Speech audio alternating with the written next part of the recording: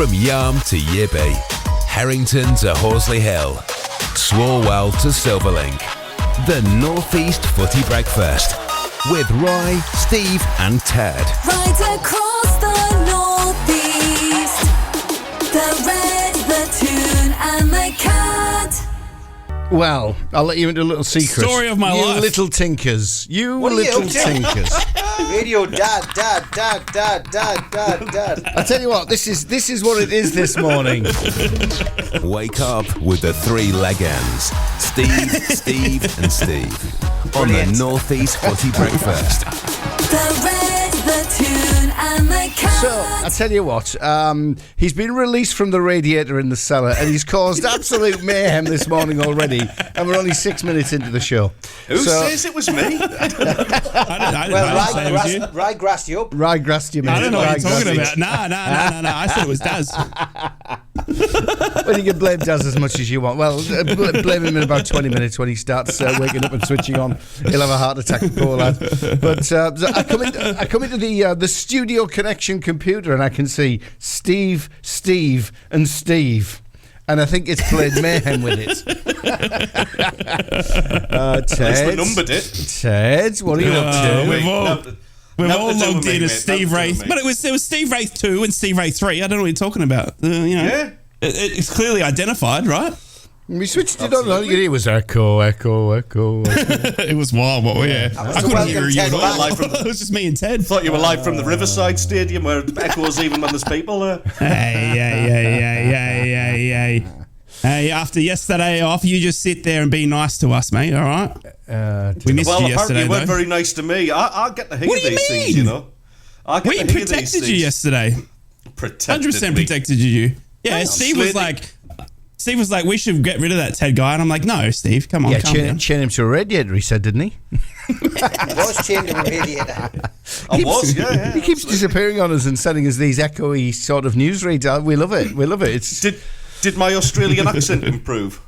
No. You started off yesterday. I'll give it a proper cum did. dancing kind of critique. You started off really well, really excited, and then towards the end it petered off back into the we envisaged a guy coming in with an AK-47, basically, telling you that your time was up. But that's what it sounded like anyway. But you're getting there, Ted. You're getting there. it was nearly as good as we'll Rye's work on it. Geordie accent. I'm telling you.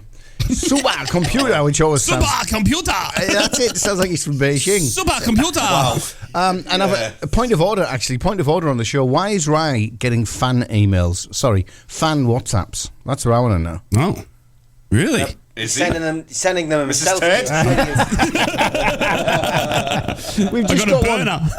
one. We've just got one wing in, like 6 minutes into the show, just as I was trying to slap his legs. From Does it say Danny. regards, Mick? Yeah, it says, morning guys, loving the show as always. Rye, well done to Australia on winning the World Cup on Sunday. They schooled India. Best regards, Yes. Mick. Yes, Australia Thunder. Actually, I made the last bit up. I was going to say, thanks, Dad. It's coming from Danny. So I love it. If you want to Absolutely. WhatsApp Danny. the show, you can. 0330 043 2002. That's 0330 043 2002. It is the Northeast Footy Brekky. We do occasionally talk football on this show. We do, but we got to talk cricket because we are the best in the world, and England are not. Were you guys last? You finished last? Was it last? It was close to last, wasn't it? What can you plant in the garden this time of year, lads? Mackham's according to Lee Clark. I'm still bitterly. Football's back, lads. Football's back. It We is. got Carrick. We listened to Carrick yesterday. We got Mogga. We listened to him yesterday. Eddie Howe will be back today. Can't wait, lads. Cannot wait to see my team run out this weekend. A big excitement for me to head down under. It just feels that international break felt longer than all the rest of them, I swear. So, I did, but I'm for glad some we've got to wait reason. till March. It did for some reason. I don't know why. But Because we had to write the headlines. Possibly, yeah, possibly. But it's been one of those. It's been one of those international breaks which you just didn't see an end coming to it. But it's finally over, which is fantastic. Which we kind of wait for the football to start. And like we said yesterday, next one's not on March. So we'll be heading towards the end of the season as the next international break comes in. So no fresh injuries from the Borough is good. Go on, right? Yeah, no fresh injuries from the Borough, which was great to hear from Carrick. Yep. We're still without Riley McGree, though, still without Marcus Force, so we're still waiting to hear on them. Mogga, Ted, have you listened to the Mogga presser? You got any injuries to concern? The only one that seems to be coming out is Dan Ballard actually did train yesterday. So he could be back. It was a managed session, so I think they're waiting to see if there was any reaction. So the decision will be made sort of this morning whether he travels. But we've got world's greatest Australian to step into his place. We've got Jensen Seals. 09's back from his suspension too. So I'm not overly worried, mate. And I think we should be. Do you reckon? I don't know how Borough did it, but do you reckon Sunderland would fly down today, or would they go tomorrow? You would think today, right? I think they'll fly down today, yeah, get them rested, get them settled down. Yeah. Look, you don't know what the weather's going to do. Flying last minute like that's maybe it's a little bit a bit too near to the knuckle. But I think they'll go down today. In fact, I believe that might have been mentioned in the presser with Mogga as well, that they'll go down. Yeah. He spent more time talking about the fact that he didn't want birthday presents of his family because he knew he was paying for them anyway. I did see Sunderland give him a cake, and he was shocked. Still, I don't think he was sort of accepting of his being 60 now. No. It was funny though watching him receive the cake from the lads though, and it was a nice touch. You can tell there's that nice little squad atmosphere among them as well. Yeah, agreed. It's all respectful, mind. You can tell they don't dare take the mick with him, but it was just just a nice little bit of crack, and obviously celebrate the gaffer's birthday as well, the big 6-0, which that just feels weird even saying Tony Mowbray is 60 because I still remember. I know. He's got a good sense of humour. That's what I like about him. You know what I mean? He's very dry, Steve. Yeah. Yeah, he's so laid back. He's so laid back. He's horizontal. He's one of them. But yeah, he's good entertainment in the press conferences. The sweets things become that's become his trademark as well. Chewing on his sweets at the presser. But I've said it before. I've got a lot of time for Tony Mowbray. He's a nice guy. Second point of order in the morning. Second point of order. Now you're talking age with Tony Mowbray. You're going to start calling him football dad? Possibly, yeah. Football dad. Yeah, possibly, yeah, probably. Well, he's almost football granddad to some of us. He's the oldest of three. He's the oldest of the three. That's well below the belt, that one, fellas. No, that's respectful because granddads are cool and very wise. They are cool. They always give you money for your birthday instead of presents. You know what I mean? And that's what I love as well. They just always give you money. Always money in a card. They don't even try. Say to me, Rye. Yeah. My granny used to say to me, "He's a fiver, don't tell your mum." And I'd say, "Why?" She said, "It's hers." Love it. I love it. But just on that, lads, do you think it's actually pretty crazy that we've probably got three of the most calmest managers we've ever had? I mean, Eddie Howe, Mogga, and Carrick are probably three of the calmest, laid-back managers. Yesterday, Carrick was talking about, he's like, how was the break? And he's like, oh, yeah, it was all right. Like, it was just, and then you go across to Mogga and he's like, oh, yeah, I didn't want presents. You know what I mean? Then you'll probably go to Eddie today, who's in an injury crisis, and he'll be like, that's all right. You know what I mean? It's like literally the three calmest managers we've ever had, I swear. And it's exactly the same as each other. They don't panic, do they? They all give like a calm no matter what's going on. And I think it's important because the players look up to the manager, they respect the manager, they probably react like the manager reacts. He's got, from Eddie Howe's point of view, I think he needs to pass some of that calmness on to Bruno, otherwise I think we'll see him getting a red card in the next few games. I watched the highlights of that Brazil-Argentina game, and what an absolute humdinger that was, by the way. The scoreline didn't do the game justice, 1-0 to Argentina, but their tempers were getting frayed, and Bruno's becoming like the Brazilian Roy Keane at the moment. Like he's walking down that pitch with a lot of attitude, and even arguing with the great Lionel Messi going off, wasn't he? He was he's going down the tunnel, and he wasn't they're giving doing him that an old inch. thing the footballers do now, where they put their hand over their mouth, and they're clearly having a chat about whatever it is in their own native tongue. And he wasn't very happy, Messi, as he trudged off, and just wouldn't speak to him after that. So God knows what was going on there. But yeah, he needs to calm down, Bruno. Definitely needs to calm down. And I know some people say, well, if you take that away from his game, he's not the same player. But yeah, come on. I think the officials will be watching for Bruno after that Arsenal game. There's one thing referees don't like, and that's missing something and not getting the opportunity to put it right. And I sometimes feel that the referees now will not want to get caught in the same boat after seeing that on TV, and probably be looking for Bruno. So hopefully he passes some of his calming influence onto Bruno. But you're right. I think all three managers are. I think not only the calmest, but I think probably the first time in a long time, the three North East clubs have all got managers that they're actually happy with at this stage. Yeah, of the season. I agree. Yeah, not usually point. one of us, Yeah, good point. usually one of us would be sitting here going, "Get him out, get him out." Yeah, you're not wrong. And they're all Like playing me good started the football as season. well. That's the thing.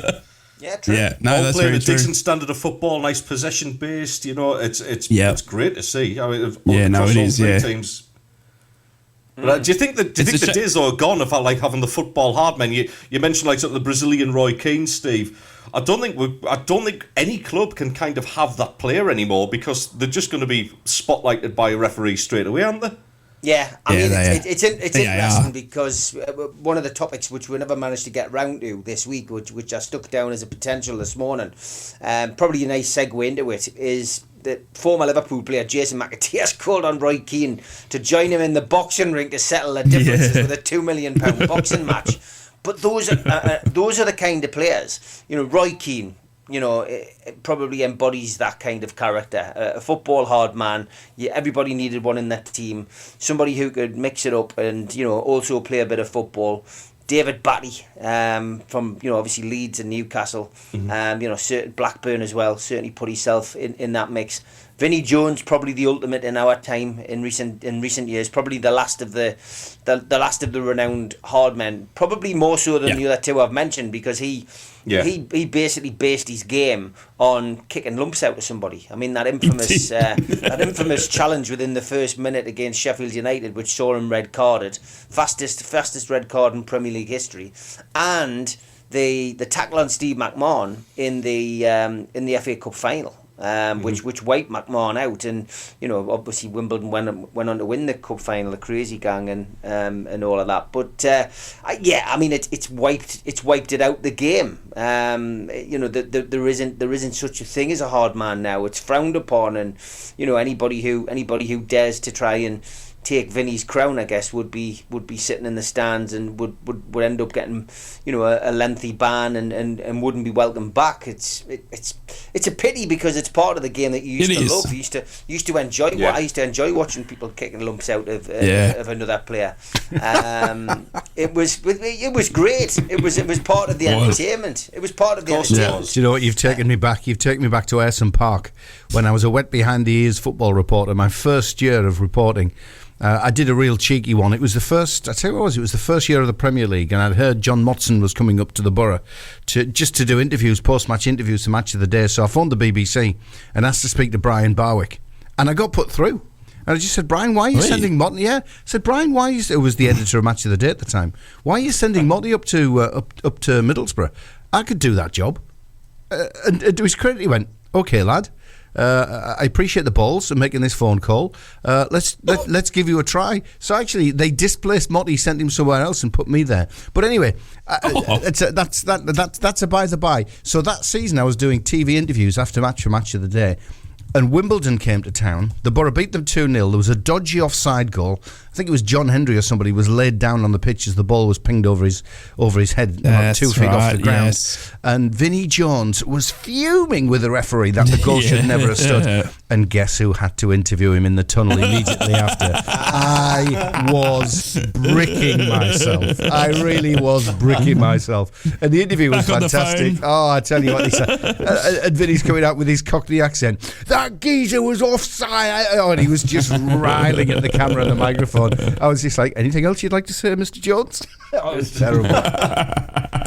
John Motson, man, what he's an a tough institution man. he was. Oh, brilliant, brilliant. I remember playing Subutio in the lounge with my brother back in the day, and he used to do the comedy, and Beardsley to Waddle to Barnes and Rush. You always had those kind of ways. He used to, he was proper iconic. He was the ultimate commentator for me. Like he's such a big miss when he retired, and you never thought you'd see the day when the likes of John Motson weren't commentating on football anymore. And I guess in more recent times, Martin Taylor's become like the go-to. Brian Moore, another one which we all grew up with. On he was quite a common influence on TV as well, wasn't he?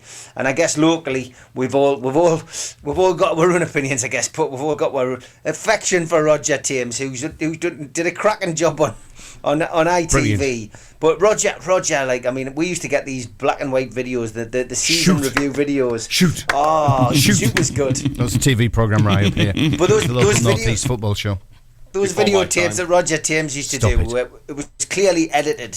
Like the commentary was dubbed over the top of the games, and it was so basic. It was so 80s. Anyway, before we get into the club headlines, there's a small matter of Ted's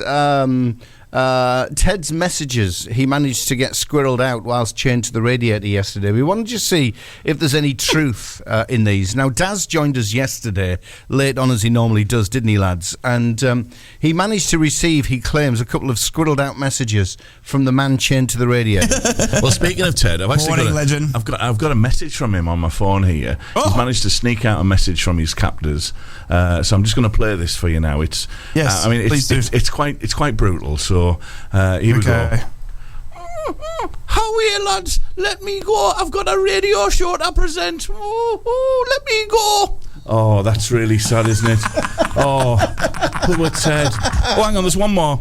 Oh, I love that Daz on the morning. He's really funny. Much better than that Brekky show.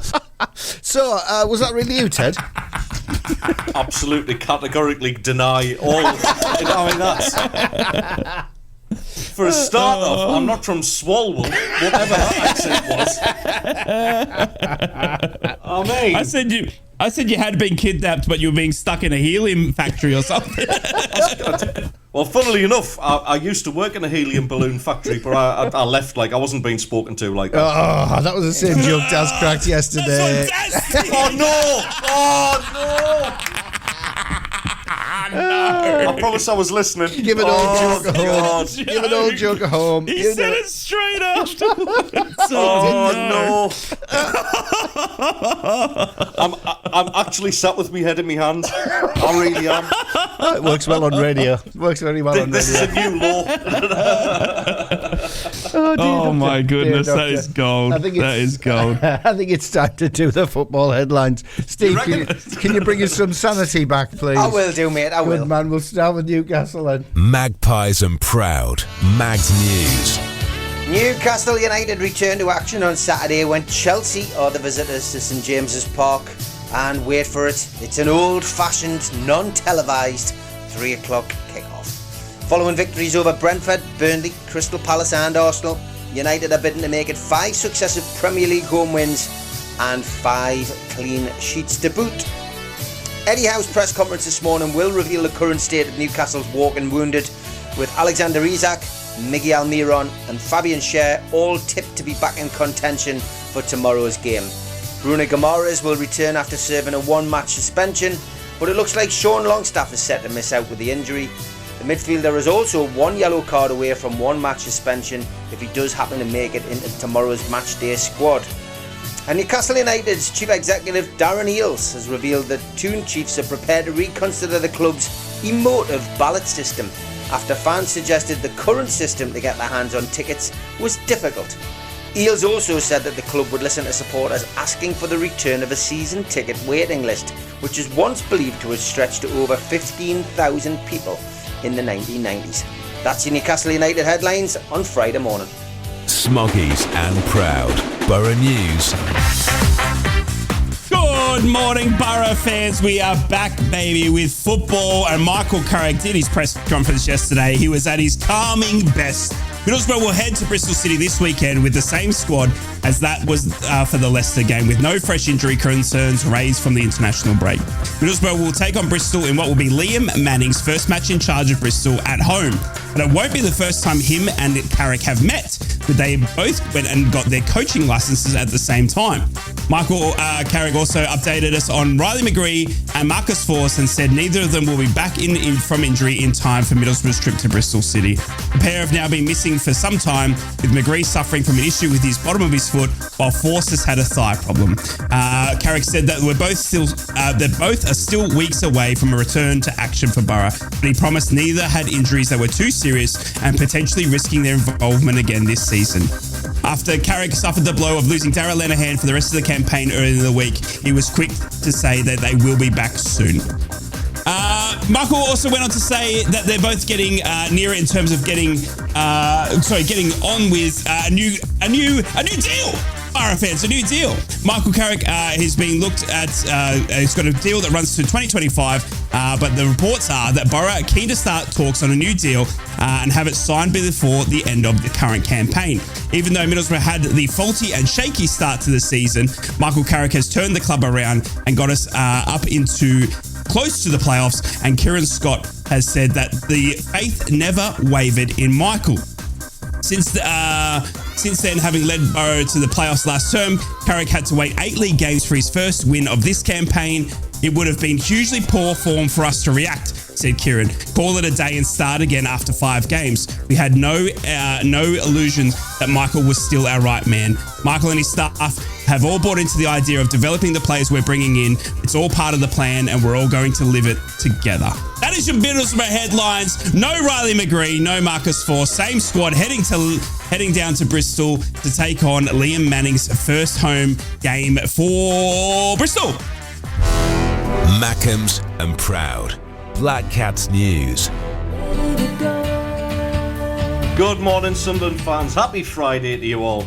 Tony Mowbray has hinted that Joe Bellingham is likely to retain his place in the Sunderland 11 this weekend after getting the welcome chance to rest over the international break. The 18-year-old has had a remarkable start to the season, playing a part in every championship fixture, as well as continuing his role at the heart of his England age group. That has led to some understandable concerns over potential burnout later in the season, with Mowbray previously revealing that he'd almost sat out the last round of international fixtures in October. Job eventually went away and played in those games, but did indeed remain on Wearside this time around. If Sunderland need extra inspiration when travelling to the south to Plymouth on Saturday, they should find it in their form against newly promoted teams. 3 5-goal thrashings and a 70% plus win record are among the statistics of the Black Cats record in the last 3 seasons against clubs just arrived from a division below. So we can probably safely say it'll be a 0-0 draw now that I've cursed us. The Black Cats do have extra firepower available with the inclusion of Elysia Mayenda and Adil Aushish, who looked impressive the last time out against Birmingham City, plus the emerging talent of Nazari Rusin, and of course top scorer Jack Clark, who is expected to start down at Home Park tomorrow. And finally, Sir Bob Murray will host a book signing for his autobiography, I Do It All Again, in the Beacon of Light fan zone ahead of Sunderland AFC's home match against Huddersfield Town.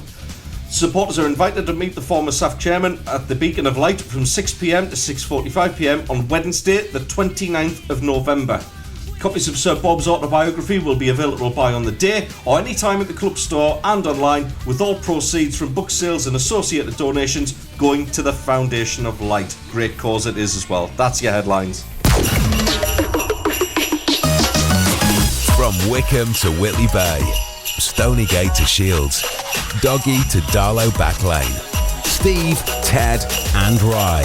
The North East Footy Breakfast. Right across the North East, the Red, the Toon and the Cat. All yours, boys. My headlines were all over the shop. My daughter absolutely screamed the house down. I looked backwards, and then when I looked back at my notes, all gone. I didn't know where I was. I had no idea at what point of the headline, what I had actually said. I was completely lost. So, Borough fans, I apologise. That was the worst headlines I've ever read. That was the best you've ever done. That was completely and utterly all over. We know how she feels. Oh, yeah. I feel like doing that every morning. It scared me. Yeah. Anyway, sorry, Steve. I apologise. So that's all right. No need to apologise. So this hard man thing, lads. This fight. This isn't the first time I've seen these kind of fights organised. As you know, I was back in the day. I was a boxing promoter. Did 9 years on the pro circuit, 9 years on the unlicensed, and I've seen a few of the ex-boxers get in the ring against each other, or a few who've been down on their luck have got in the ring again and had a go. Larry Holmes, I put him on at the Fed in Gateshead years ago. But footballers fighting footballers, it's something which has been done before. Jason McAteer against Roy Keane. I've got to be honest, lads. I mean, £2 million boxing match for that is ludicrous. But it's not out of the ordinary. These things do happen. We've seen it with YouTubers and against so-called professional fighters. But what do you make of it? What do you make of this? I mean, for me, first of all, this is a two-part question. This particular fight, if it went ahead, who's going to win that? For me, my money's on Roy Keane all day. Yep, 100%. I agree. Yeah. I think Roy Keane any day of the week would, but I honestly, I think Roy Keane would win, but I don't think he'd do it. I think he'd just laugh it off and tell him he's probably what we can't say on the radio, and then washed up husband, and there'd be a match over. Yeah, he just wouldn't do it. He'd just give him that look, wouldn't he, with his big beard? He would. He's like a Game of Thrones character.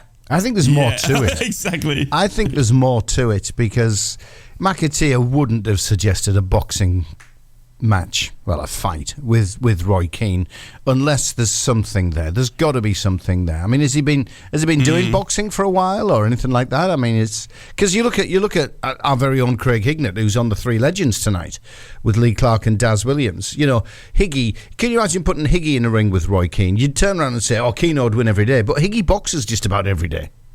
Yeah, he's boxed a long time, Higgy, as part of his fitness regime. He loves it, So I'm sure he'd be pretty handy in the ring. So I've got a feeling McAteer might have something up his sleeve. Up his sleeve, right? Okay, so Dave reckons McAteer, I reckon Roy Keane, and Rye reckons Roy Keane. Ted, getting and don't let he's a former Sunderland manager. Don't let that get in the way. McAteer's a former Sunderland player as well. He is, yeah. There's a lot of Sunderlandness here. Split lightly. Yeah. So who do you think, Nate? Who do you think? You've got to bear in mind, Jason McAteer is the thickest footballer that's ever walked the planet. Okay, I'm changing my mind. Roy Keane. I'm going Roy Keane. Let me tell you the story. Neil Ruddock tells this great story about McAteer when he was part of the Spice Boys at Liverpool. Right. And they went away, I think it was like Ibiza or somewhere like that, like a lad's trip away. And anyway, they were climbing on this minibus to go down to the beach. It was a good drive away. And Jason McAteer turns up with a massive bag of ice. And Neil Ruddock's going they actually used to call him Dave because like sort of trigger off Only Fools and Horses. So it's good, Dave. What are you bringing the ice for? It's going to melt by the time I get there. Oh yeah, Razor. Yeah, I better go and get another bag then. He is literally that thick, right? He is beyond stupid. So for me, he's probably been led to it. I can only see Roy Keane absolutely making mincemeat of him. I can't see McAteer doing anything against Roy Keane. I don't think Roy Keane would even entertain the fight, to be honest. He got lippy when Roy Keane was sent off as a player at the Stadium of Light, and McAteer was given it put that one in your next book and all this sort of thing. So there's always been a little bit of beef between them ever since the Republic of Ireland days. Remember when Keane got sent home? Well, the Mick McCarthy-Keane battle, yeah. Exactly that. I can't see anything but a Roy Keane win on that one. So the second question is, which footballers would you like to see in a fight? And I've got my two. I'd love to see Billy Whitehurst against Mick Harford in that prime. Oh. I think that would be an absolute humdinger, that. I'd like to see Billy Bremner, Kevin Keegan. Oh, sorry, we've been there, haven't we, on Wembley? A rematch. Billy Bremner, Kevin Keegan. That's a good one. My other one would be a proper fight between Alan Shearer and Roy Keane, because that would be billed unfinished business. You'd be able to promote that one, mate. It would be a big one, wouldn't it? That would be I've got one St for you, James's Steve. Park or Old Trafford. Yeah, go on.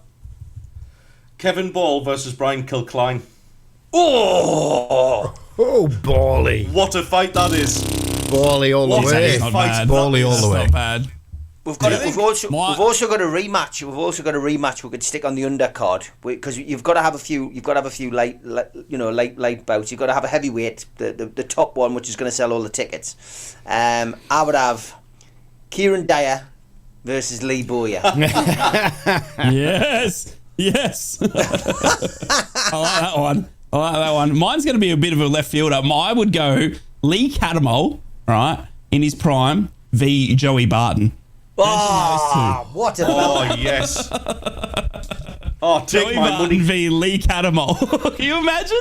I just remember one match, but it was when obviously Cattermole wasn't playing for Middlesbrough. But I remember because obviously Lee went over to Sunderland, and Sunderland were taking on QPR when Joey Barton was playing for QPR, and they were at each other's throats. I remember that game it was yesterday. It was incredible. But I'd love to. I've always thought, geez, I'd love to see those two go at it with a few boxing gloves. So Joey Barton v Lee Cattermole. I reckon that would be a good one for me. Good shout. Yeah, I want ringside for that. There's always got to be a novelty fight. fight. We've got to have a novelty fight in there. So I'm trying to think of who Lionel Perez could fight.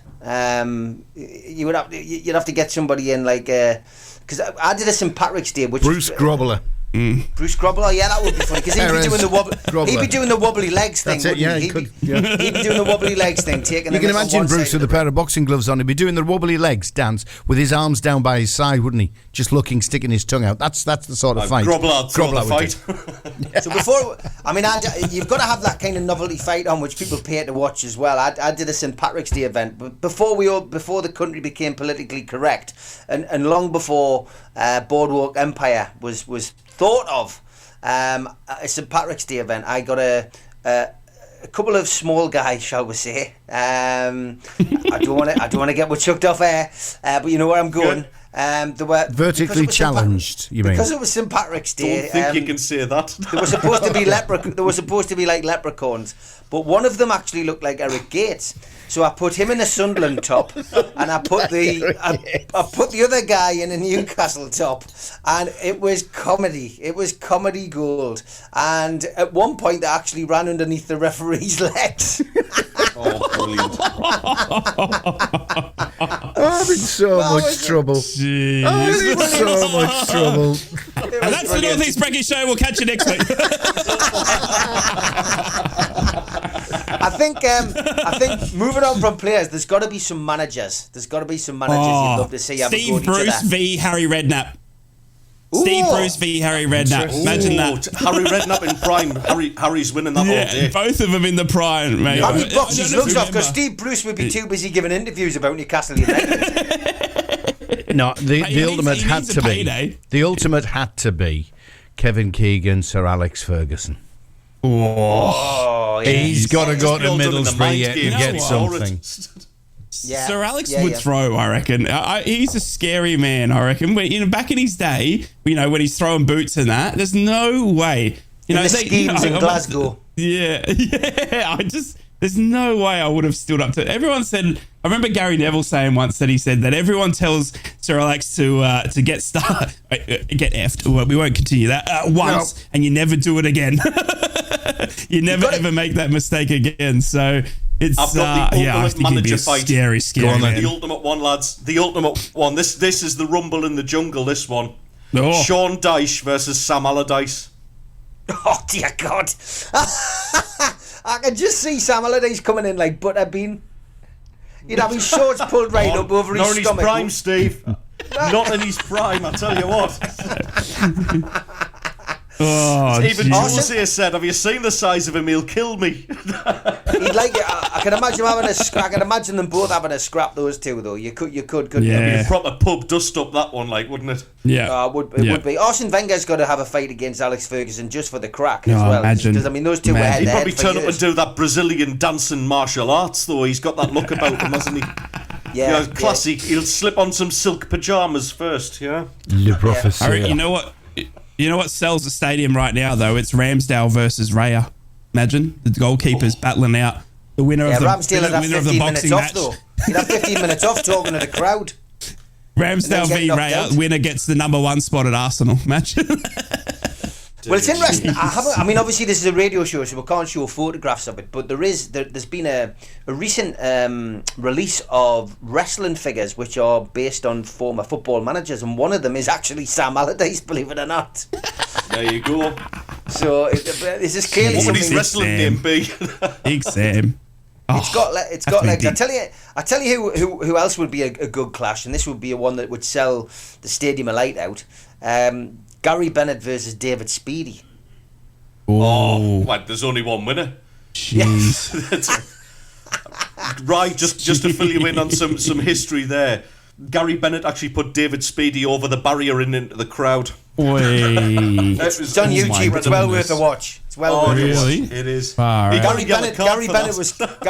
Bennett was carrying the whole hopes of a nation in that particular incident because nobody liked David Speedy. true, like- David Speedy versus Dennis Wise. You'd want them both. To I know get beat. Dennis Wise. Yeah. Those two were horrendous. That would be like, yeah. What absolutely about lads? What horrendous. about the battle of the Neils? Neil Warnock versus Neil Lennon. Oh, Warnock would Battle of talk the him down, Neils. wouldn't he? Neil I thought you were going to say Neil Warnock against Martin O'Neill there. I thought that's the battle of the Neils you were looking at. Yeah. But nah, Neil Lennon from the Celtic manager and obviously ex-player was one of the angriest players / managers I've ever seen. I think especially when you caught the Celtic Rangers derby when Lennon was in charge. My goodness me! Oh, when Coisty went off it at him, yeah. Yeah. I tell you what, yeah, right, tell you what then, Neil Lennon or Duncan Ferguson? Oh, jeez. Big Dunk. Wouldn't that? Big Dunk, Dunk, yeah. Big surely. Don't burgle the big guy's house. The burglar discovered that was a bad move. Yeah. Definitely did. But it's food for thought. It's food for thought. It is Everybody food out for there. thought. Anyway, Anybody we're very late for the sports news, fellas. Yes. My bad. Yeah, just accept responsibility for everything, mate. Don't worry. if you're that quick to hold your hands up and go, my bad. Yeah. My bad. Okay. Yeah, the economy. Yeah, I'm writing them down here. I was loving it. I was going, who else could get in a boxing match? We could be promoters on this show. Well, just give it some more thought because you've got another minute and a half. We'll get the sport out of the way and you can come back and tell us some more on the North East Footy Breakfast. Together across the Northeast. The Turn Black Card and the Red. So while you were on to boxing, have you thought of any more yet, or is that it? Have we dragged that one out as far as we can? I think we've that's exhausted it. I think we've exhausted it. I But think anyone's that's it. got a suggestion, get yourself onto the WhatsApp. Let us know who you'd like to see fight. Plenty options out there. Tell us who would be top of the bill. Who would be a comedy act? Get them in. Any What was female the footballers best one can you're jump going in to try as and well. arrange the There's a couple fight, of tough- Steve? What's that? Sorry, Ted. I said that we'll pick the best one and then you'll try and get the fight on for us, yeah? Yeah, we'll try and get it on. Yeah.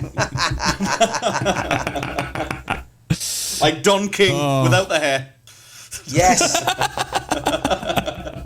Great days. Okay, have we got a guest coming on? Did you say, Dave, or are we all right to jump into another topic? He's gone. No, I'll jump into another topic, I think. We'll jump into Okay, another topic because Radio How's Dad it? once See again ya. has left us. Once again he's left us. Okay, my talking points for the day are vast and wide, but I want to ask about Graham Potter, lads, because he's turned down the chance to become Sweden's new national team head coach, according to reports in Scandinavia. So, what job is he waiting for, lads? Is it the England job? Has to be. Which I've Has to predicted since the year dot that this is the job he wants. Because this is probably the fifth job now in the space of 2 months that he's been linked with and supposedly knocked back. So is he waiting for Gareth to leave? And because I say Potter's the shoe-in. I know everyone, will always say Eddie Howe. Eddie Howe's made it quite clear that he'd be flattered, but at the moment, unless he was out of the job at Newcastle, that he would be happy to continue at Newcastle and continue to work on the project. Of course, he'd be considered. Steve Bruce has even chucked his half penneth in this week and said that Eddie Howe would be the right man for the job at England. But Graham Potter, is this the reason he's knocking back jobs, right? Yeah, I reckon he is. He's either waiting for a Premier League return in for the right club, whether that's one of the teams that are in the relegation zone now, or a mid-table team, or it's obviously the England game. I think Graham's got the potential still to be a world-class top manager. I think the move to Chelsea was one of those. It was like we spoke about it the other day. It was one of those David Moyes moments, ones where you just look back at what David Moyes shouldn't have done, and now look at him when he's gone to West Ham and been given the time, and look how well he's done there.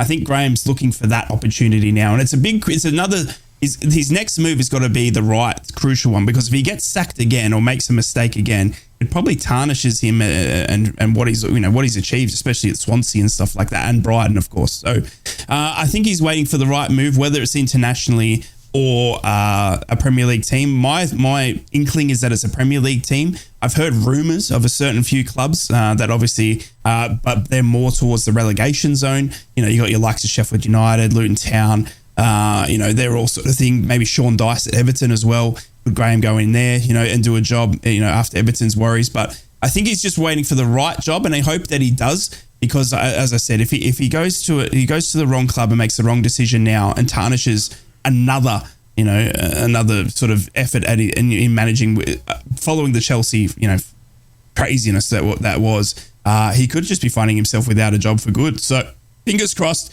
he waits, chooses the right one. If you're asking me if it's the England job, I don't think it is. I think he's honestly waiting for club football, because I don't know how long you can wait to be England manager, and then it's like playing, isn't it? You've been out of the game for too long. You know what I mean? Like you haven't been. You want to be managing now to get your trade right before you go and take England on. If we're saying Southgate's sticking around for Euros, so you think Graham would want to be finding his trade now? He wouldn't want to be waiting until the Euros are through and then find out that Eddie Howe's got the job, would he? No, absolutely not. Exactly. We've had another matchup, fellas. Danny's been on. He said Mourinho against Wenger would be a good battle. Yes, that would be a good one. Indeed. Yes. Indeed. Yeah, that would be a good one. And we also have another matchup. We've got another Borough fan who's a bit loud and proud.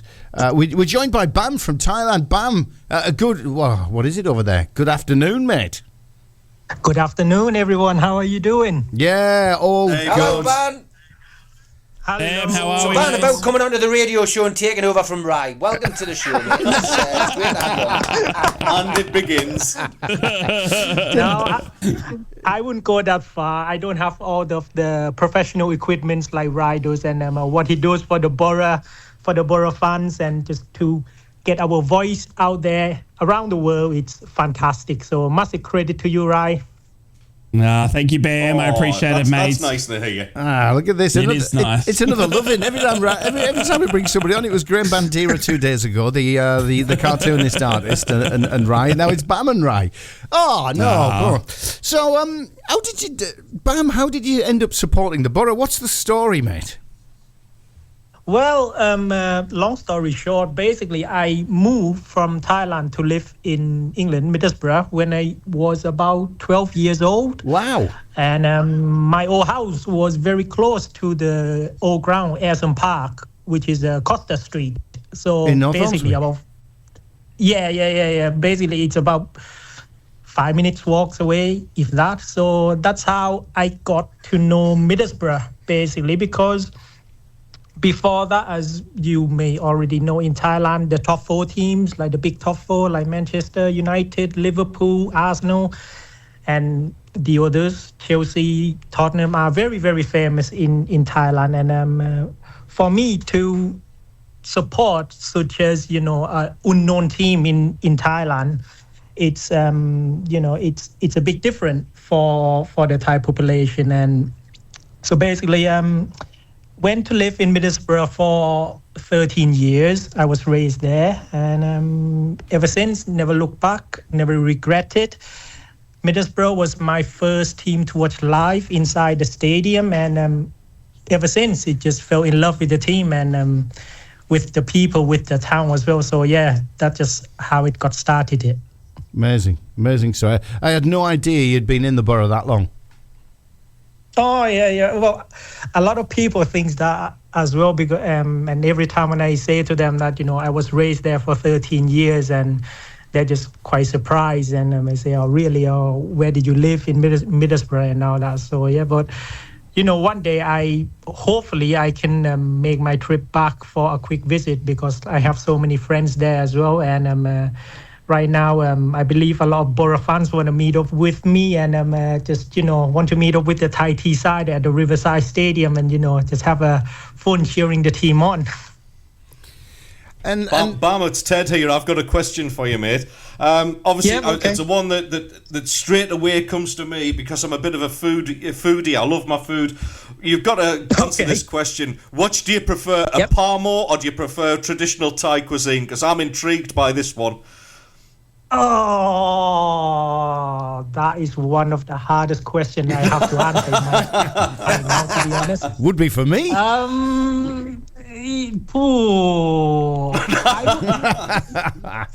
It depends on the occasion, I think. But I couldn't eat parmo every week, or you'd end up looking like me, mate, if you did. But for the Thai food itself, maybe as you already know, we have so many variety and so many tastes. So obviously, I would stick to the Thai food. But if the Borough get the 3 Parmo points and all that, Parmo on match day every time. Yeah. I've got to ask the question. There's a follow-up question to be asked here. Have you had Parmo in Thailand? Do you make it? I actually had one last week. Get in. Because I also know some of the Borough fans who live in Thailand as well, which they are from the Borough and all that. And luckily, I know one of the person. He's called Dennis, and he's from the Borough as well, but he lives not too far from my house here. And we try to meet up once or twice per month, and he always ended up cooking me some parmo after we have a good results and all that. So yeah, but he's a great cook, and I can say that he's my personal chef for a parmo after the match game. I love it. Yeah. I'd expect that from Steve. I've got a personal chef. How much? Why me? I don't know, mate. You just seem the more sensible middle class type than us lads. I'm trying to deflect what Ted accused me of a couple of weeks ago.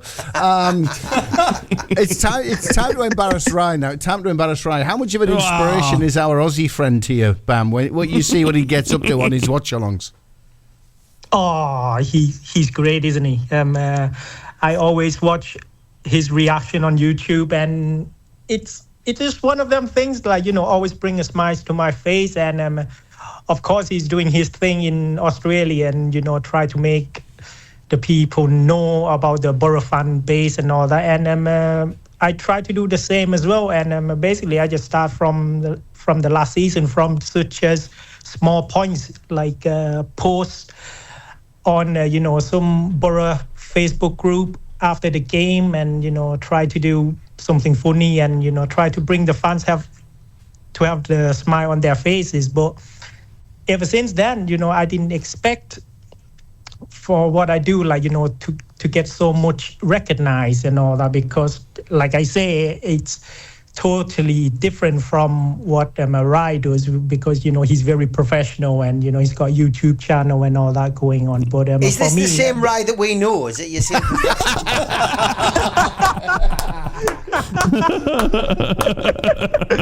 I don't know about professional. It's the same person. It's the same person. This is the Rai that we know. Riles wins it back for Cardiff, and he flicks a quick cross in, cleared by Paddy McNair. And here we go, Latte laps away, he's so fast, he's a demon of speed, here's Latte, can he finish, he's tripped over, finish, Latte! That is the Rye that we know, guys. Wow. Bam, Exactly, yes. Bam, any chance you could attempt the latte laugh goal? Well, I mean, I went crazy when Greenwood scored a free kick against Leicester. I mean, I think some of my neighbours really, got disturbed by my voice and the noise that I made. And especially my missus as well. She was shocked and quite surprised of what's going on and all that when I screamed, Greenwood, what a free kick and all that, So it's just one of them things. I mean, we cannot control our feeling when the Borough score. I'm sure Ryan understand the feeling when we score. I do. It's just one of them things, and we can't control it. It's passion. That's what I call it, and that's what it is. Brilliant stuff. Well, thanks for joining us this morning, mate. It's been a pleasure, and good luck on the job in Korea. I know you've just landed that one, so fingers crossed for you on that one, and keep watching the Borough while you're over there as well. Well, thank you so much, and I have to say as well, thank you very, very much for having me on. It's more than I expected to happen, and to be able to be on the radio, talking to you guys, talking about the Northeast football and all that. It's a massive thing for me, and please keep up the good work as well, because I always try to listening to you live from here in Thailand, or if I can, I always go back and check out the podcast from you every episode. So keep up the good work, and thank you very, very, very, very much for having me on today. Up the Borough, mate. Thanks, well Bam. done. Thanks, Good mate. stuff. Up the Borough. Thanks, Bam. Bam. Bye-bye. Thank you. Bye-bye. Live from Thailand. A Borough fan over there who's got the bug. Lad. Who's got the bug? I can't believe that goal. Right? I mean, that cackle after the goal. Where does the cackle come from? I don't even know. It just takes over me, mate. I got no idea where. I look back at him and go, oh my goodness me. You know what's funny as well? There was one. It was that same day. Izzy Jones got one. I don't know if you remember the first one. And I put it on Insta, and he got in touch with me. He goes, "God, you're loud, but I love it." And I was like, "Oh no!" I swear I scared the players off, but yeah, I don't know. It's just me. As I said, it's just when even if the cameras weren't on, it's just how I react. And yeah, the way I got started was I was bored of watching it at 2 a.m. by myself, so I started doing the reacts, and that's how it came across. But yeah, it does take over. Like Steve and Ted know. Yeah. It's your voice that scares the players off and not the oils, is it, mate? Yeah, of course. Exactly. Dave, as you were sorting our guest out, we were plunged into confusion because you disappeared. But we did ask the question about sorry, mate. About Graham Potter. Yeah. And why is he turning down jobs? He's now turned down another international job, and we're asking what is the job he's waiting for. I still think he's waiting for Southgate to make his announcement, and I think he's a natural shoe in for that England job. But Rye's suggesting potentially that he could be looking for a Premier League chance. He could be waiting for one of those teams at the bottom to dispatch the manager and then move in. I was amazed he turned down Sweden, because I thought that was an absolute shoe-in for him, because of his experience with Östersunds. He's well known in the country, well respected. It would have been a nice, easy one for him just to slot into. But I think he turned it down because I think he wants club football. I think he's got to prove it. I've just got a feeling in the back of his mind he's thinking, it didn't go well at Chelsea. I've now got to prove myself that I can do a decent job. Yeah. And I think that's why he's holding off. I think he's holding off for a club job, and I suppose in his mind there'll be a bit of pride there as well. So would he want to drop down the divisions? No, I don't think he would. So those jobs come, they're few and far between. They come every now and again, and I think he's just sitting there waiting for one. The two that spring to mind quickly for me is West Ham and Crystal Palace. West Ham, obviously, we spoke about it just the other week, that Moyes is potentially leaving at the end of this season. Hello. And I was talking about take Potter, because we don't want to give him Carrick. We don't want to give them Carrick, so take Potter now. Exactly, or Crystal Palace, because Roy Hodgson came back to do a job, but he's not staying long term. So Crystal Palace would be a great choice to go for. Obviously, they're a stable Premier League team, the mid-table as well, and he could really fire them up a few places as well. So they're the two that spring to mind for me. Can't disagree. Same here. I mean, I've kind of got to go along the lines of what you were saying, that I think he's got to take another regular league job before he's even considered for the England role. And he's got to make a success out of it. Yeah, I agree. Chelsea was the bad move. I mean, it's no disgrace on him, because Chelsea has made a lot of good managers look poor because of either the way they ran or the politics behind it all. But before you even said it, I was thinking Crystal Palace an absolute shoe-in. I forgot about West Ham. West Ham, you would say, arguably they are the bigger club out of the two of them. Recent success in Europe, that could be a big draw for him. Both managers looking to probably retire or move on by the end of the season. It's a good shoe-in. He's got a problem, though. He's got a problem, because if he's going to hold on, let's just say he's holding on for a job to drop in the Premier League, and we're talking West Ham possible, we're talking Crystal Palace possible, but the Euros come round in summer next year. Now, that's the time when a job in the Premier League would become available. So is this a bit of a calculated gamble that he thinks maybe a Premier League job might come up in the summer, but also the England job might come up in the summer as well? If we have a bad Euros, we don't win anything, we don't progress, Southgate leaves. Maybe it's just all timing, and maybe he's just looking at that time period and thinking, well, I can go in one of two directions at that point. I think England straight away, they're happy though. Like, is England happy to take Graham since him being out of football for so long? Of course they are. Yeah, they just want somebody who's the right fit. The FA don't seem to diverse off that path. They always want that kind of person. Potter fits the mould as an international manager. Sweden wouldn't have offered him the job if he didn't. He's been offered, what about Lee Carsley though? I don't think he's a football league manager. I don't think he's a Premier League manager.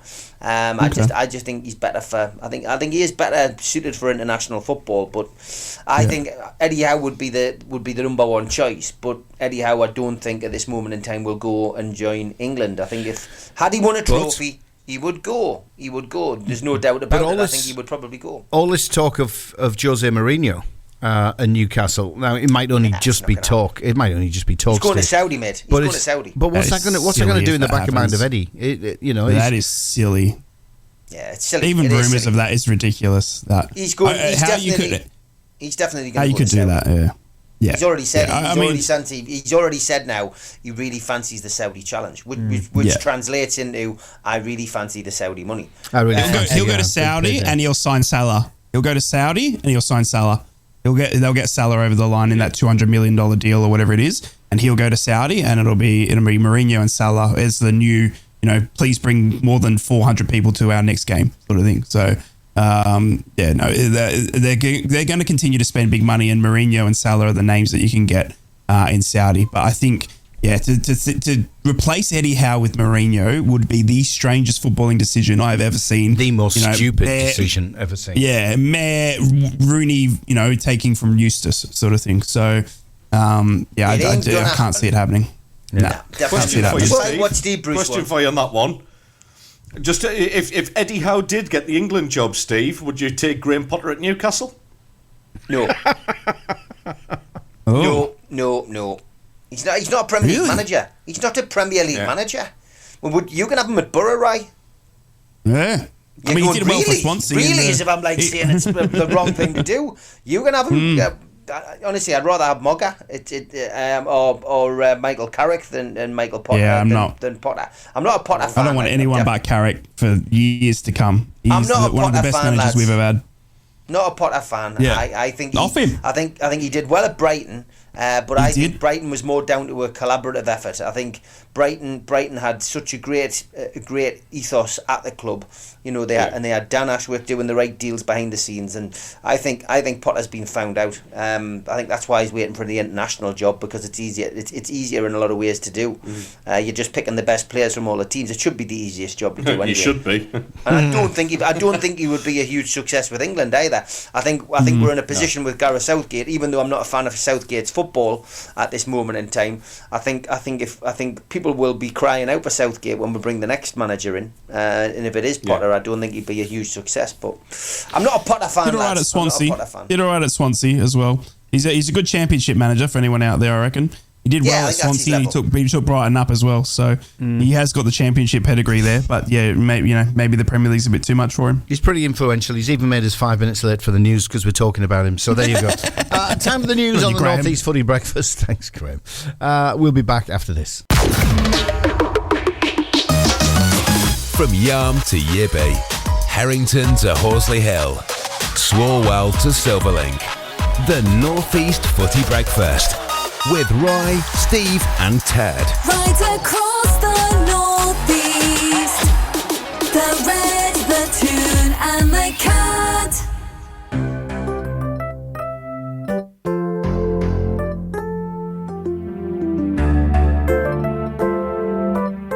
Something inside so strong. Oh, what a song. What a song. What a song. What a Ted's got to dedicate it to someone as well. I do have a dedication to make for that song, to be honest, lads. It's for Geordie Ian in Spennymoor, long-time listener of the show, good friend of mine as well. He had an accident the other day. He sat on his son's He-Man figure and he got it stuck up his bum. So that was Labby Sifries. Something inside so strong. I thought it was going to be nice. I thought it was going to be nice. That's what he said. There's me thinking, somebody's not well. Exactly. Somebody, do we have to rally around and help them? And this is actually really nice from Teddy Boy, and then bang. Finish on a bum note. There you go. Bum. Oh. Hey. I've got another one. I've got another matchup, fellas. I've just been thinking about it there while I was making a cup of tea. You're talking about the boxing ring. What about, and this goes back a bit, this is long before your time, so you're going to have to rely on the old Pathé footage. What about Norman Hunter and Gordon McQueen? Oh, that's a classic. Gordon McQueen, Norman Hunter.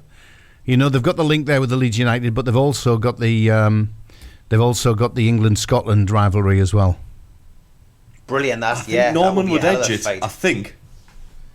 Wasn't Gordon the one that Leeds bought to replace Jack Charlton? Is that him? Am I thinking of the right one? I think you are thinking of the right one. Yeah. Isn't that? I remember. I think it was him that he went into Leeds and he replaced Jack Charlton. Some boots to fill. Yeah, absolutely. He didn't half-fill them. Yeah. He could fill in plenty of other people as well. Yeah, not wrong. Not wrong. Bless him. I mean, we lost him recently, didn't we? So we lost him in June. June this year. Yeah, absolutely. Been a rough year, hasn't it? We got to look back at that. All the sporting stars we lost. We lost Shane Warne started this year. Can't believe it. So young. Yeah. And we lost Bobby Charlton, obviously, as well. So Bobby Charlton as well. There's a few sporting stars that went down. We also lost Andrew Simons. Not many people know that, but obviously another Australian cricketer. But 2 Australian cricketers plus Rod Marsh. A terrible year for Aussie cricketers in the boys we've lost this year. So. When they do the sports review of the year on the BBC, they always do this montage, don't they, with sad music, and it's always quite an emotional thing to watch. That, like when you realise how many people have actually, passed away in a sport year, like it is. Yeah. Anyway, we're going to do some. We're going to brighten the mood ever so slightly very soon. Because we've got young Bella who's going to join us. Bella Wright. She's a bit of a friend of the stations. She's got no connections with the North East whatsoever, but she did reach out when we launched. And she's an American girl who lives on Merseyside. I think she's studying at Liverpool University. And she launched a debut single a good few months ago, and she reached out and she went, "Can you help us with this?" So she's now got a second single out. So we're going to be talking with Bella very, very soon. So love it. I know Steve and Rye as well, and Ted particularly musos and like the music. So that'll be Absolutely. good. We'll play the song as well. Fantastic. Massive Great muso stuff. here. Good to have her back Good. on. Should we do some headlines? I think we'd Let's better. do it. I think we'd better. We'll go with this one. Smoggies and Proud. Borough News. Righto, Middlesbrough fans. None of the shenanigans that you're normally used to. I'm going to concentrate on my notes here, and I'm going to read them out properly, all right? I love you, Borough fans, all right? I'm going to do this. I'm going to do you justice, all right? I'm going to make it up. Okay, here we go. Middlesbrough will head to Bristol City this weekend with the same squad as the Leicester game, with no fresh injury concerns raised from the international break. Middlesbrough will take on Bristol in what will be Liam Manning's first match in charge of Bristol at home. But it won't be the first time he and Carrick have met, with both of them undergoing their coaching licenses at the same time. Michael Carrick has also said that neither Riley McGree nor Marcus Force will be back from injury in time for Middlesbrough's trip to Bristol City. Riley. He needs me in the oils. The pair have been missing for some time now, with McGree suffering from an issue to the bottom of his foot, while Force has had a thigh problem. However, both are still weeks away from a return to action for Burrow. But he did promise that neither had injuries that were too serious and potentially risking their involvement again this season, especially after Carrick suffered the blow of Darragh Lenihan being out for the rest of the season this week. Ahead of the return to action, Carrick said they're both getting nearer in terms of being back fit, but they're not quite there yet. They're still a few weeks away, but they've got a bit to go yet still. But it's nothing like Darragh. You're definitely not talking about the season or anything like that, which is good to hear, especially for my mate Riley. Carrick went on to say, it's weeks we're talking about with both of them. How many weeks it is, though, we just have to wait and see. I said from the start, though, with Riley, it's his foot. Plantar fasciitis. Oh, I've stuffed it. Fasciitis. Plantar fasciitis. It's a problem with Riley's foot, so it's not easy to get on top of. We're working through that, and he's making progress, which is more important. Marcus is still a few weeks away, but we'll work through that and get him back as quickly as we can. And finally, Middlesbrough want to give Michael Carrick a new long-term contract, and scare off those West Ham inquiries at the Riverside Stadium. Well, how well Carrick has done in his first 2 seasons as a Borough, the club are keen to ensure the manager has a new long-term contract. It is looking that they will try and get it in front of him before the end of the 23-24 campaign, and Middlesbrough's faith in the head coach has never wavered, especially according to head of football Kieran Scott. Kieran Scott went on BBC Radio Tees and said, it was never in our thoughts to let Michael go. He and his staff have brought into the idea of developing our squad and the players. It's all part of the plan. We're all going to live it together. Absolutely love it. There you go. Riley's foot issue with the plantar fasciitis, and we're back. Football's back. Borough headlines. I'm done. Magpies and proud. Mags News. Good morning, Newcastle fans. Well, Newcastle returned to action on Saturday when Chelsea are the visitors to St James's Park in the Premier League. It's a good old-fashioned 3 o'clock kick-off, which means it won't be televised. Following victories over Brentford, Burnley, Crystal Palace and Arsenal, Newcastle are bidding to make it 5 successive Premier League home wins and 5 clean sheets as well. Eddie Howe's press conference this morning will reveal the current state of Newcastle's walking wounded, with Alexander Isak, Miggy Almiron and Fabian Schär all tipped to be back in contention tomorrow afternoon. Bruno Guimaraes will also return after serving a 1-match suspension, but it looks like Sean Longstaff is set to miss out with injury. The midfielder is also 1 yellow card away from a 1-match suspension. The Newcastle United Chief Executive Darren Eales has revealed that Toon Chiefs are prepared to reconsider the club's emotive ballot system after fans suggested the current system to get their hands on tickets was difficult. Eales also said that the club would listen to supporters asking for the return of a season ticket waiting list, which is once believed to have stretched to over 15,000 in the 1990s. And that is your Newcastle United headlines this Friday morning. Mackems and proud. Black Cats News. Good morning, Sunderland fans. Welcome to the weekend. We're almost there. We can smell them weekend ales. Tony Mowbray has hinted that Joe Bellingham is likely to retain his place in the Sunderland 11 this weekend after getting the welcome chance to rest over the international break. The 18-year-old has had a remarkable start to the season, playing part in every championship fixture as well as continuing his role at the heart of his England age group. That has led some understandable concerns over potential burnout later in the season, with Mowbray previously revealing that he almost sat out the last round of international fixtures in October. Job eventually went away and played in those games, but did indeed remain on Weir's side this time around. If Sunderland need any extra inspiration when travelling south to Plymouth on Saturday, they should find it in their form against newly promoted teams. 3 5-goal thrashings and a 70% plus win record are among the statistics of the Black Cats' record in the last 3 seasons against clubs just arrived from a division below. The Black Cats do have extra firepower available with the inclusion of Elysia Mayenda and Adil Aushish, who looked impressive last time out against Birmingham City, plus the emerging talent of Nazari Rusin and of course top scorer Jack Clark, who is expected to start down at Home Park tomorrow. And finally, Sir Bob Murray will host a book signing for his autobiography, I Do It All Again, in the Beacon of Light fan zone ahead of Sunderland's home match against Huddersfield Town. Supporters are invited to meet the former SAFC chairman at the Beacon of Light from 6 p.m. to 6:45 p.m. on Wednesday, the 29th of November. Copies of Sir Bob's autobiography will be available to buy on the day or any time at the club store and online, with all proceeds from book sales and associated donations going to the fantastic Foundation of Light. And that's your Friday Sunderland headlines.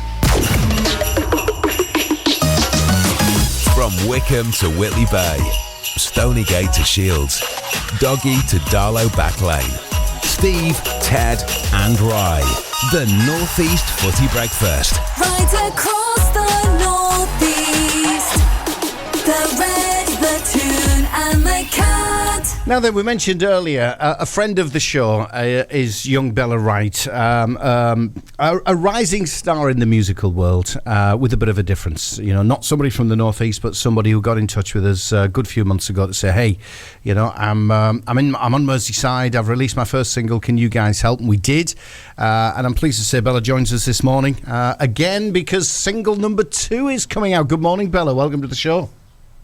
Good morning. Thanks for having me. Hi, Bella. Morning, Bella. Good morning. Now there's a group of us. Morning, Bella. Yeah, there's a group of us here. There's an Aussie on. There's a Sunderland fan who's based in Cyprus. There's Steve who's in the northeast like I am. So you're in safe company. But all of us love music, new music, all that sort of stuff, Bella. So just for the boys, benefit, can you give us a bit of a backstory? You don't sound like you're from Merseyside.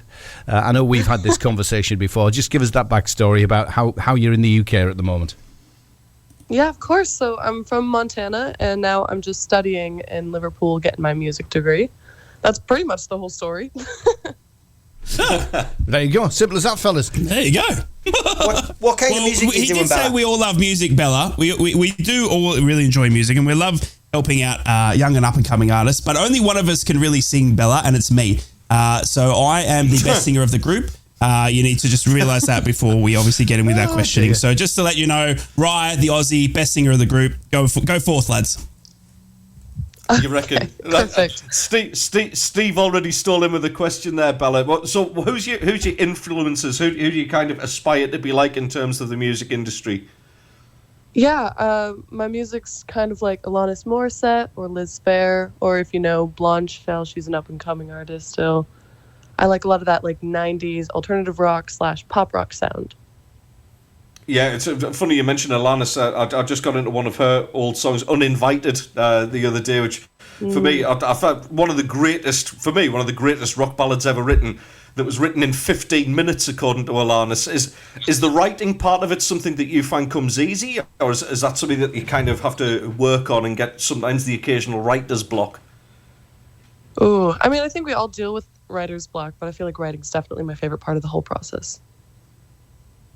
You're in Liverpool, Bella. I mean, that's the home of, you know, music for me, because that's where the Beatles, you know, are from. Was that a big part of, you know, of going to Liverpool to study? Because, you know, there's you can be saturated in some pretty good vibes down there. They've got some great music venues. Obviously, the old Cavern is gone, but the new Cavern is just as good. I've been down there many times. But was that a big pull to go to Liverpool? Yeah, absolutely. There's a huge community here, and everyone's just breathing music constantly. So it's nice to be around people with like-minded thoughts. Yeah, fantastic. And obviously you've done so much in a short space of time since you got here. BBC Music Introducing is a big help to up and coming artists like yourself. So, what was it like to be part of that? Sorry, one more time. BBC Music Introducing. You've done a little bit on there. You've had a single played on there. I think it was your Ashtray single, wasn't it? Yeah. No, that was super great. It was super nerve-wracking because when I went in, I was like, okay, I have to understand the Scouse accent really quickly and live. What's your ambitions? Where do you see yourself going over the next couple of years? You've got another single out now. Yeah, I mean, hopefully up. I just want to keep writing and releasing music, playing shows. That's the dream. Well, we actually playlisted your first single, which was Worth the Cry, Man. I know we gave it first airplay across the Northeast when it came out, but we've actually been playing it, quite a few times. So So there's a new line for Thank you. Absolutely. And this one's playing the game. I mean, what's where's it come from? I mean, is it based on true story, life experience, or are you really the sort of the sort of musician and the writer that just the words come out and they go down on a sheet of paper no matter where they come from? Yeah, no, they definitely come from me. I wrote it a couple of years ago when I first moved out, and it's one of my more vulnerable songs. Absolutely, it's all about kind of the experience of being in dating culture nowadays. Thank God I don't have to go through that anymore, of course. But yeah, it's not wrong. Let's just say, Bella, nobody would have us. This is a mature presenting team. If I can be kind. Whoa! What do you mean? Whoa! I'm under 45. Rise under 40. That's not old by this day and age. I didn't say old. I said mature. How dare you be ageist, young man? I said mature. So the guys, Bella, have probably forgotten all about that dating culture and all that sort of stuff. But I remember it well. Going down to the water wells, where you're washing your clothes in the lake, and on those, what was it, the old washboards? You know what I mean? Striking up a conversation with a young lass. You know what I mean? I remember it well, Bella. Don't you worry about it. We never know, Bella. We never know where the Aussie's going to go. We never know where he's going to go with these things. But there you go.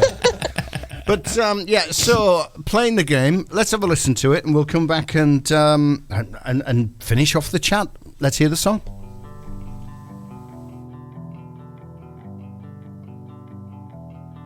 It's all digits and numbers. Dating profiles, etc. It's free cocktails, save £3. It costs a kiss on the dance floor. Playing the game, Bella Wright, across the northeast on the Cat, the Red and the Toon. Definitely we can see the Alanis in there, can't we? Very good. Do you know what, Bella, as well? Is Bella still with us? I'm right here. Yeah, Bella, do you know who you remind me of a little bit with the voice? Chrissy Hind, and that's probably the biggest honour I can ever bestow on you, because I absolutely love Chrissy Hind. Thank you. Melodic rock is alive and well. I loved that. Really, really loved it. Excellent. Thank you so much. And I can relate to taking my clothes off when the Borough score as well, so I was right there with you. Nobody wants that mental image right. It's breakfast time for most of us. Good morning. Yeah, good stuff. It's afternoon for him in Australia, so that's the problem we face, Bella. Doesn't make it right, Dave. So, how long you got left? How long you got left at uni, Bella?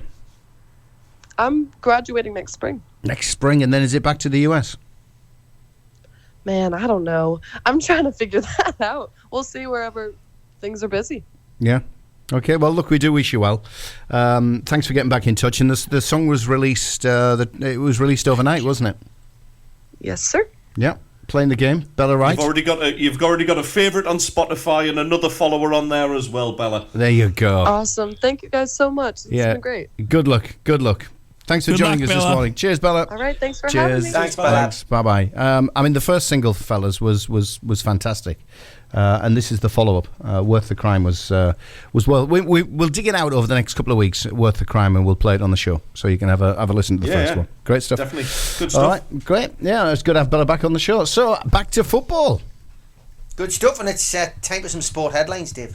Oh, thanks. More buttons to press. You'd think I'd be ready for it, wouldn't you? But here we go. Such a hard life. Together across the northeast. The Toon, the Cat and the Red. Oh, we're back, fellas. There we go. We almost got caught out there talking off air, like those conversations that we're not supposed to be talking about. That we have. Before we look ahead to the games at the weekend, lads, I just want to talk about Old Trafford falling down, because there's a song in this, definitely. Manchester United fans were allegedly struck by concrete that fell from the Old Trafford ceiling during the women's Manchester derby last Sunday. I mean, should the ground not be closed, lads? If the part of it's fallen down onto people's heads, and I mean, we've all been to Old Trafford, I'm sure, at some point in time, and it's a big old stadium, and depending where you stand in the ground, a lump of concrete, no matter how big or small, dropping onto your napper is not going to be pleasant. And it's a great Geordie word, napper. For me personally, I'm wondering why there's just been no action about this. It's like, oh, it's all right, just a bit of concrete. What is going on with Old Trafford? It's getting beyond a joke. Shouldn't it be looked at, Dave? Shouldn't it be closed down? Well, it should be, absolutely. But look, is it? I don't believe the press these days with these stories. Was it a lump of concrete? Was it a bit of plaster from the ceiling? I haven't seen it. I mean, I need to have a look at it and see it. But if there are lumps of concrete falling from a height, from anywhere, it is a danger. Now we've heard about the leaky roof. Now have we got the loose, crumbly ceiling? I don't know, but has anybody seen a picture of the lump of concrete? No, but yes. Have you? Is it concrete? Does it look like concrete, right? Yes. Okay. Is this you trying to say this? There's something weird about you just giving one weird answer. Right? Honestly, that was horrible. It was, wasn't it? Steve told me. Off air, ladies and gentlemen, Steve said that I talk too much, so I'm giving him one-word answers. That's the brilliant. But yes, it does. It's just it's like rubble. They took a photo of it, and it's broken away concrete. It's probably as big as your hand, from what the photos that they've shown. Massive. So That's massive. Yeah, that could kill. Yeah, it's big. Yeah, it's big. Yeah, and it allegedly struck two women that were sitting there watching the game. So yeah, the two chunks of concrete that they were holding was as big as their hand. So yeah, it would have done some big damage for sure.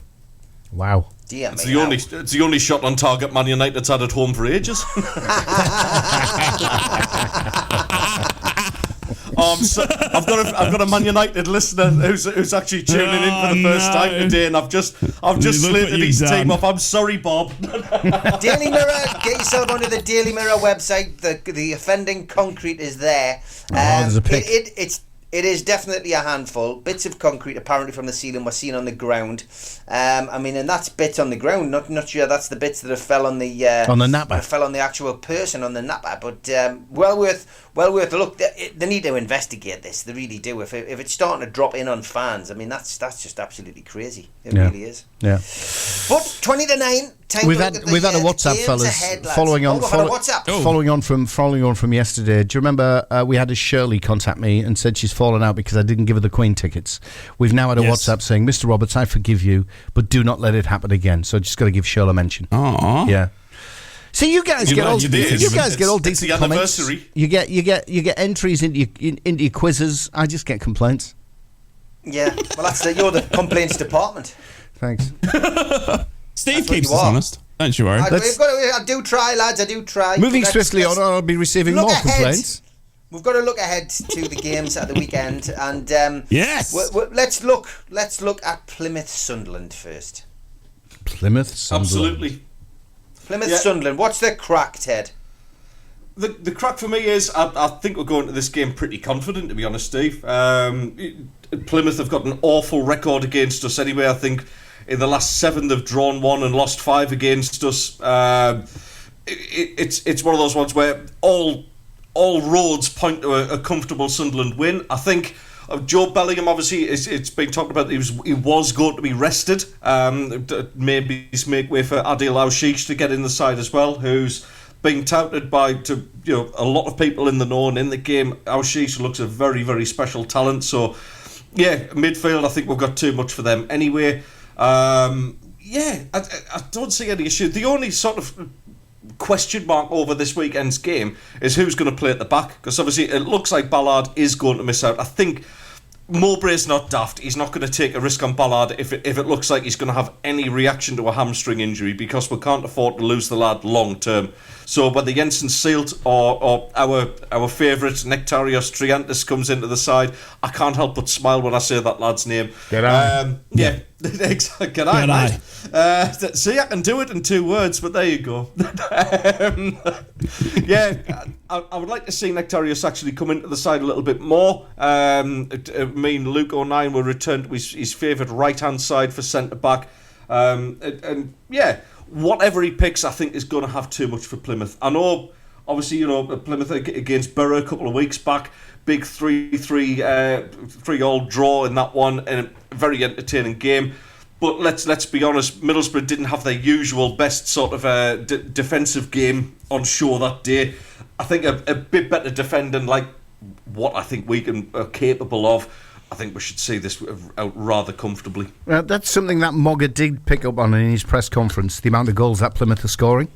As you'd expect, he's obviously not taking them lightly. But let's have a listen to the Sunderland boss. This is what he had to say.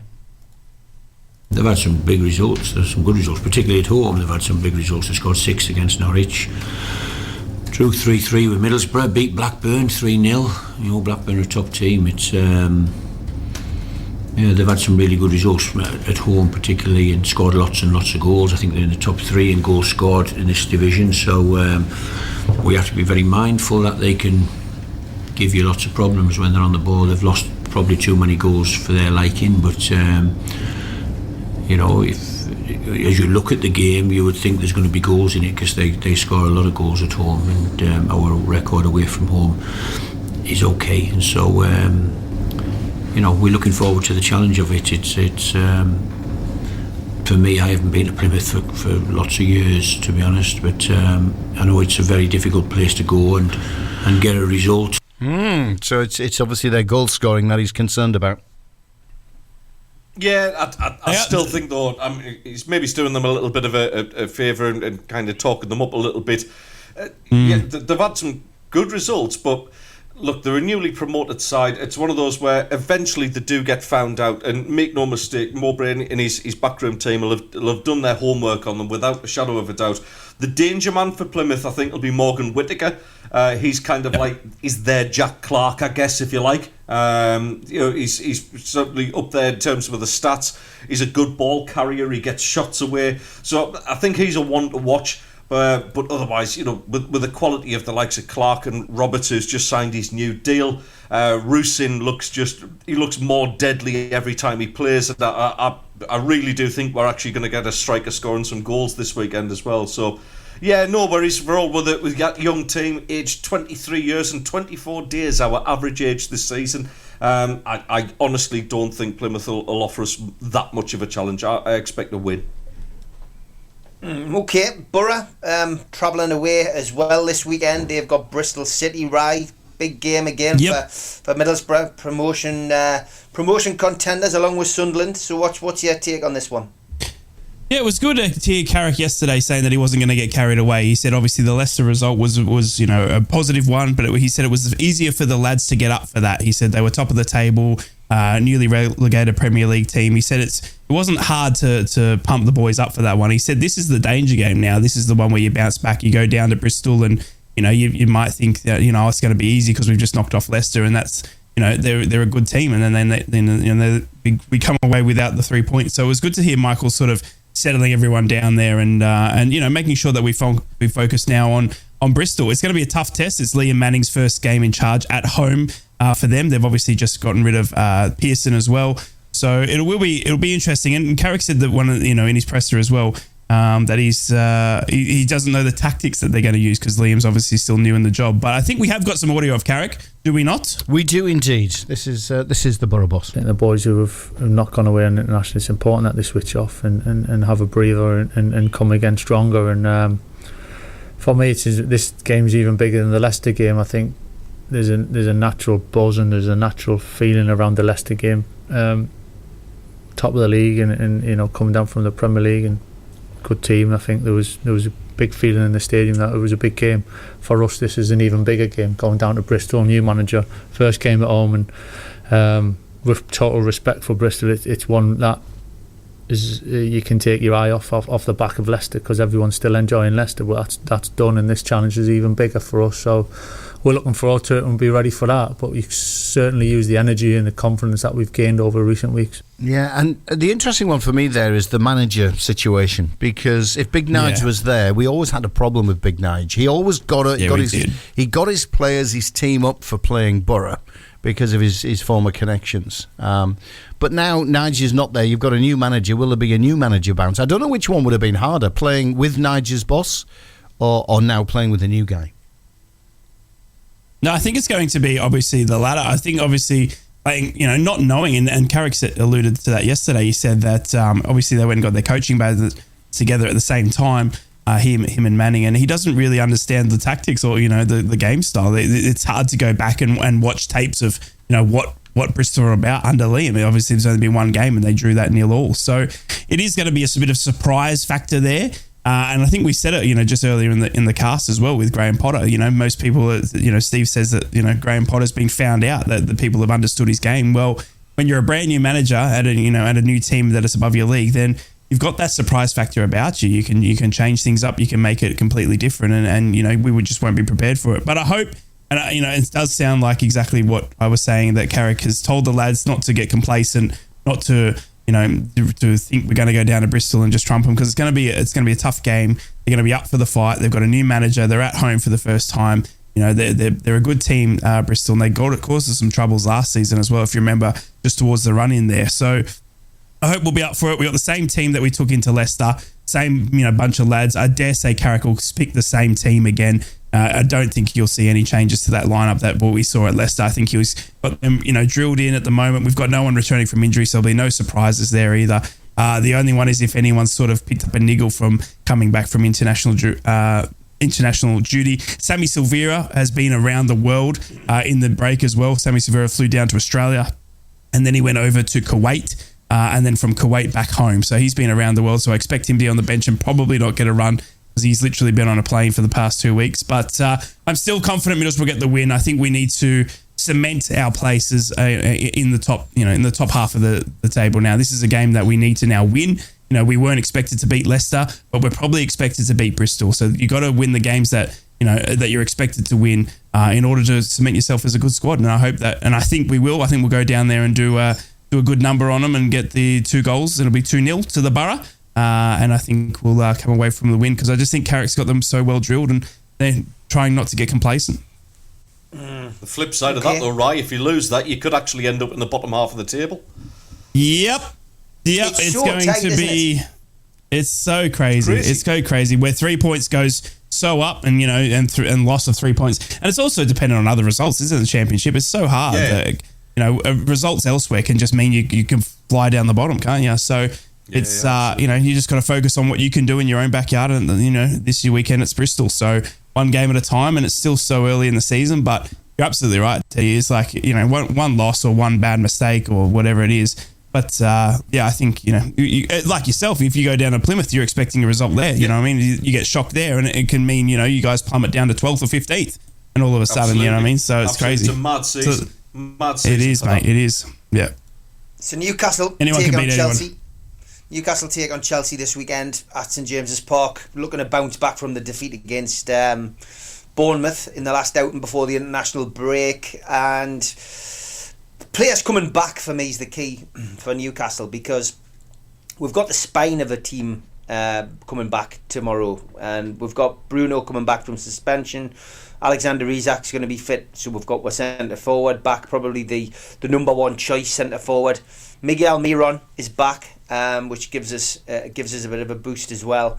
There's talk, I have heard talk of potentially Sven Botman being close to a return, closer than we think anyway. So there could be the sighting of a Sven Botman tomorrow. We'll hear more from Eddie Howe probably this afternoon. Well, this morning, sorry, and it'll be made public lunchtime. But we're expecting one or two other players to be coming back within the next few weeks. I still think that Eddie Howe will have one eye on the Carabao Cup quarters, because it's an opportunity to get to a semi-final, a two-legged semi-final, and a chance hopefully to get back to Wembley again. I still think he'll have one eye on that with regards to bringing players back in.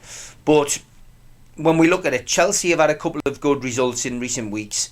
Newcastle obviously lost their game against Bournemouth, but have been in good form and are still in the top 3 of that form table in the Premier League over the last 5 games.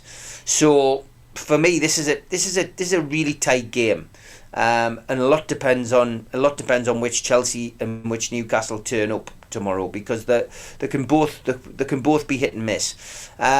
Longstaff we're expecting him to miss, as I said in the news headlines, and I think him missing is it's just as bad as losing Bruno. When those two play together, we're almost impregnable in that midfield area. But the one misses, then the other one seems to, just seems to struggle finding another good midfield partner. So I think the game's won or lost tomorrow in the midfield, and I think the way that Chelsea have performed, they don't travel well to St James's. That's the thing in our favour, and their away form this season. They got beat at West Ham 3-1. They drew at Bournemouth 0-0, but then they've won 3 in a row away from home. So they beat Fulham 2-0, Burnley 4-1, Spurs 4-1.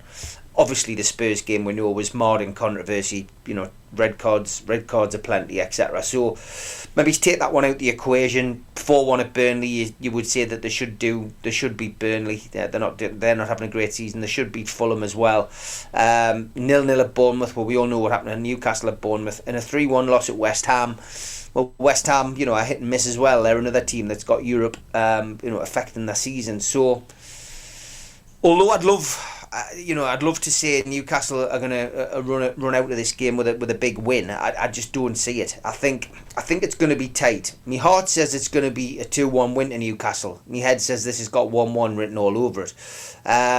But I genuinely think Newcastle's returning players will have a big say in this game tomorrow. I think the rest will have done us the world of good. I think that Eddie will have had time with those players that didn't go on international duty to get his head around the next couple of games, the next 3 games. This is a big week. Newcastle play tomorrow, play PSG away midweek, and then play Man United at home the week after. So he's getting his head around the next 3 weeks, and he'd be looking at those. He'd be looking at those players coming back in and thinking we can do something here. So I'm gonna go with me head on this prediction. I'm gonna say that it's gonna be a 1-1 draw. I don't think we'll be too disappointed with that. But I just can't see Newcastle getting a win tomorrow with the players coming back. It's the bench that's going to be the letdown. We're not going to have anybody on that bench to change it. Matt Ritchie, Paul Dummett, Emil Kraft, Lewis Miley. There's no big names to come in and help us if things start going pear-shaped. So unless there's a big surprise in Eddie Howe's press conference today, I think a 1-1 draw is the best Newcastle can hope for. It's incredible to see that you've got 9 matches in 29 days.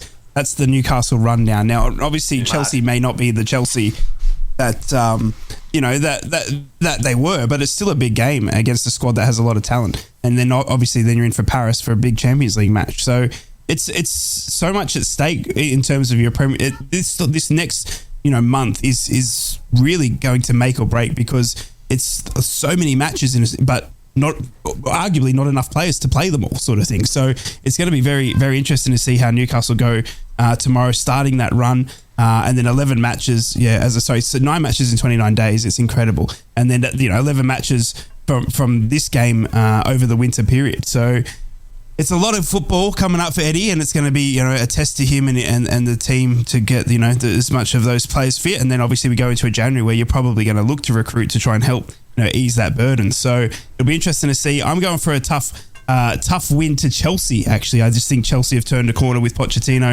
and I still think Newcastle are just trying to get that squad back together, trying to get those players back from injuries. And we obviously saw that Bournemouth result as well. We don't want to see anything like that. We saw Kieran Trippier obviously at the end of that game as well, with talking about the injuries. So I think Chelsea are going to get the win tomorrow, but I don't think it's going to mean much for Newcastle's season. But I'm just thinking Chelsea be too strong, and they've just turned the corner a bit. Okay. Yeah, I'm looking at the form there as well, Steve. Yeah. Just looking at the form, the last 5 games, you and Chelsea have both taken the same amount of points. And it really is a tough one, because obviously, as you've already alluded to a few times now, your focus as a Newcastle fan is get as high up that league as humanly possible. Maybe that game against Paris Saint-Germain is not that high up on Eddie's list of priorities, maybe, and go for the win against Chelsea. For me, I mean, I'm going to jinx you anyway, because I always go for a Newcastle 1-0, because that way you always get beat. So I'm going to go Newcastle 1-0. But genuinely, I mean, I don't think this is the worst time to play Chelsea. It's possibly the most toothless Chelsea side we've seen in years. So it's a one where I think, yeah, Eddie's probably going to play his best hand for this one, and whatever happens against PSG happens. Would you think that's a fair assumption?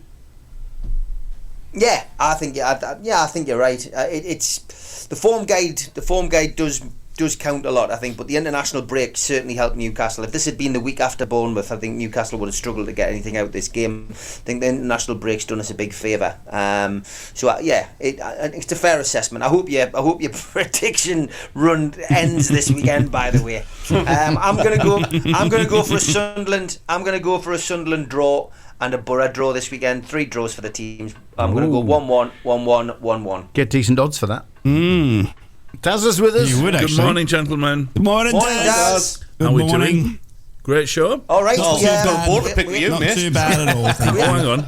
We had an echo I couldn't wait this morning. I couldn't wait to see what Ted's reaction would be when Daz walked through the door. But there you go. What have I done, Ted? What have I done? Well, I think you need to work on that accent a bit more. All right. Absolutely awful. I wondered when you were going to listen to that. We played it on the show, don't you? All right, did you? Yeah, we stitched you right up, mate. Right up. Yeah. You know what it's like. There's no loyalty here, mate. You go straight under the bus. Ryan did the same with me. The worst thing was I told him that we thought that he was kidnapped in a helium, and guess what joke he made straight after that as well. That's one that you made yesterday. Oh, yeah. The exact same dad joke shared by you and Ted, mate. You shared the same joke to my helium comments, so it was hilarious. So it was good. It was really good. I think we've done a dusted, fellas. Yeah. We are. Football's back. Thank goodness. Yeah, I've got to go down to London now. Wait. Yeah, I've got to go to London. Down there. That's right. You got the awards, don't you? Dirt under my fingernails and all sorts of stuff. That's right. Yeah. And your fine get up. Good luck to you. Clobber. You win. Clobber. Yeah. Bring home the gold. I shall. Okay, fellas, we'll do it all again on Monday. Daz is next with all his nonsense. There you go. Have a good weekend, fellas. Take it easy. Have a good weekend up the borough. Indeed. From Yarm to Yibby, Harrington to Horsley Hill, Swarwell to Silverlink, the Northeast Footy Breakfast with Roy, Steve and Ted. Right across the